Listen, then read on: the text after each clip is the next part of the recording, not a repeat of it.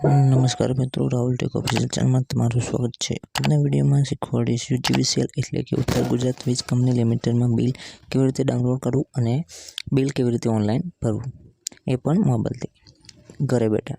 હા મિત્રો, ઘરે બેઠા મોબાઈલથી કેવી રીતે બિલ ભરવું અને ડાઉનલોડ કરવું તે આજના વિડીયોમાં શીખીશું. સૌથી પહેલાં તમારે પ્લે સ્ટોરમાં જઈને UGVCL લખવાનું છે. આટલું લખ્યા પછી બીજા નંબરની જે એપ છે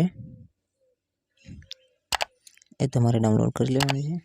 ડિસ્ક્રિપ્શનમાં હું તમને લિંક પણ આપી દઈશ અને તમારે ડાઉનલોડ કરીને અહીંયાથી ઓપન કરવાની છે. તે પેજ આવશે, એમાં તમારે ચેક યોર બિલ ઉપર જવાનું છે. બિલ ઉપર ગયા પછી અહીંયા તમારે તમારો ગ્રાહક નંબર નાખી દેવાનો છે. હું ગ્રાહક નંબર નાખી દઉં છું.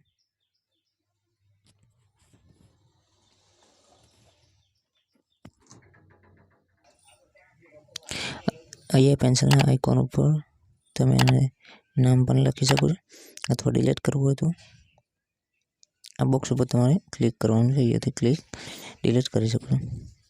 અહીંયા પેમેન્ટ હિસ્ટ્રી લખેલું છે અને ડાઉનલોડ ઈ બિલ.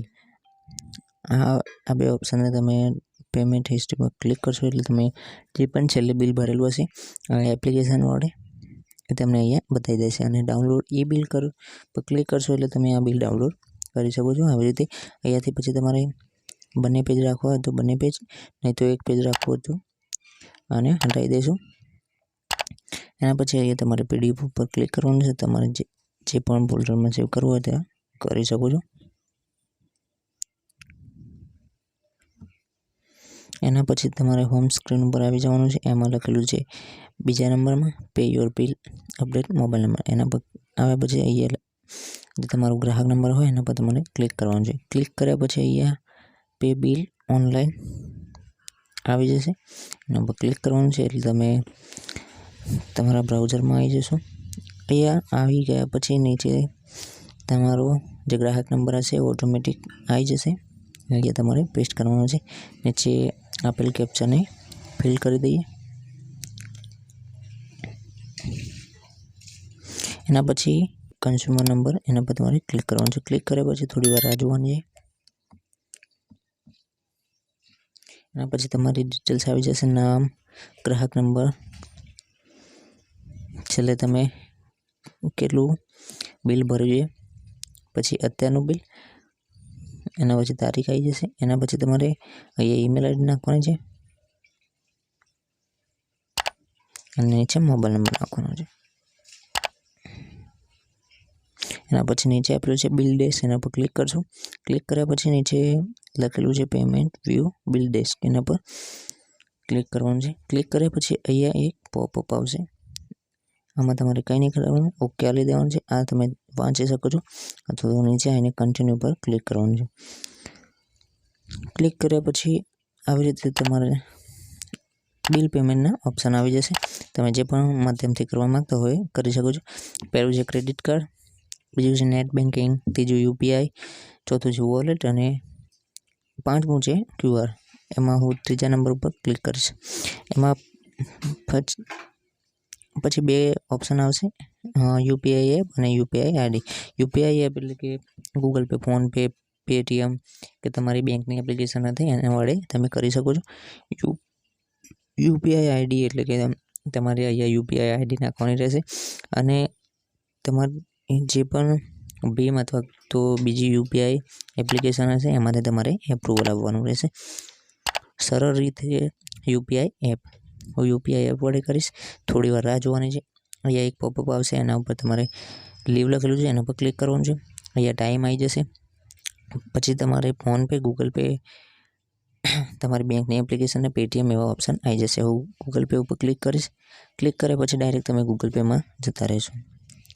અહીંયાથી ઓપ્શન આવશે કે કેટલું બિલ છે અને પે નીચે લખેલું છે, એના પર તમારે ક્લિક કરવાનું છે. ક્લિક કર્યા પછી તમારે ક્લિક કરશો એટલે તમારું જે ટ્રાન્ઝેક્શન પિન હશે એ નાખવાનું છે. એના પછી તમારું બિલ ભરાઈ જશે. અહીંયા આપણે બિલ ભરાઈ ગયું છે. એના પછી અહીંયા ટાઈમ લખેલું છે ત્યાં ફરી આવી જવાનું છે અને થોડી રાહ જોવાની છે. એના પછી ઓટોમેટિક તમારી જે અત્યારે બિલ ભર્યું છે એની સ્લિપ આવી જશે. એમાં નીચે લખેલું છે પ્રિન્ટ ઉપર ક્લિક કરવાનું છે અને તમારે મોબાઈલમાં સેવ કરી લેવાનું છે. સેવ થઈ ગયા પછી તમારે 1-2 દિવસ પછી એપમાં જવાનું છે.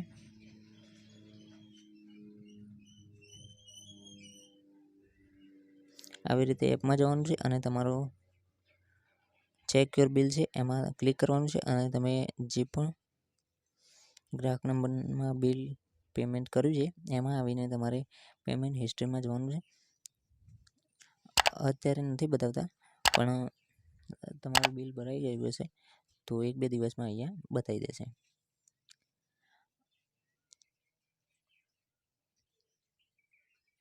આ વિડીયોમાં આટલું જ. મળીએ નવા વિડીયોમાં. વિડીયો ગમે હોય તો વિડીયોને એક લાઇક કરી દેજો અને આવા જ બીજા વિડીયો જોવા માટે મારી ચેનલને સબસ્ક્રાઈબ કરી દેજો. ટેલિગ્રામ ચેનલમાં પણ જોઈન થઈ જજો, જેમાં મેં અનેક મહત્ત્વની બાબતોનો સમાવેશ કરેલો છે. ત્યાંથી તમે ફોર્મ અને અન્ય માહિતી પણ જોઈ શકો છો અને મહત્ત્વના ફોર્મ ડાઉનલોડ ત્યાંથી કરી શકો છો.